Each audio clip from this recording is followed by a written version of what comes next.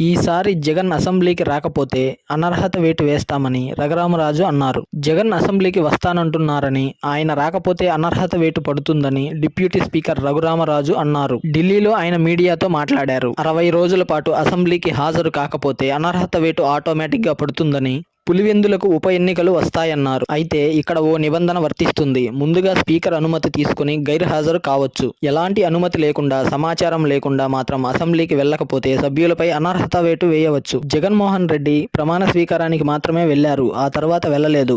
ఆయన పార్టీ ఎమ్మెల్యేలను పంపడం లేదు. దాంతో అసెంబ్లీకి వెళ్లని ఎమ్మెల్యేలుగా వారు మిగిలిపోయారు. అసెంబ్లీకి వెళ్లకపోవడం వల్ల ప్రజల్లోనూ వారికి మద్దతు కనిపించే అవకాశం లేదు. ఒకవేళ అనర్హత వేటు వేస్తే న్యాయస్థానాల్లోనూ ఊరట లభించే అవకాశాలు తక్కువ ఉంటాయి. అదే జరిగితే ఉప ఎన్నికలు వస్తాయి. జగన్ అసెంబ్లీకి హాజరవుతారని వైసీపీ వర్గాలు ప్రచారం చేస్తున్నాయి. ఈ నెలలోనే ఏపీ అసెంబ్లీ బడ్జెట్ సమావేశాలు జరగనున్నాయి. జగన్ లండన్ నుంచి వచ్చినప్పటి నుంచి ఈ ప్రచారం ఊపందుకుంది. తాజాగా ఆయన విజయవాడకు వచ్చారు. ఈ అంశంపై ఎమ్మెల్యేలకు ఏమైనా క్లారిటీ ఇస్తారో లేదో చూడాల్సి ఉంది.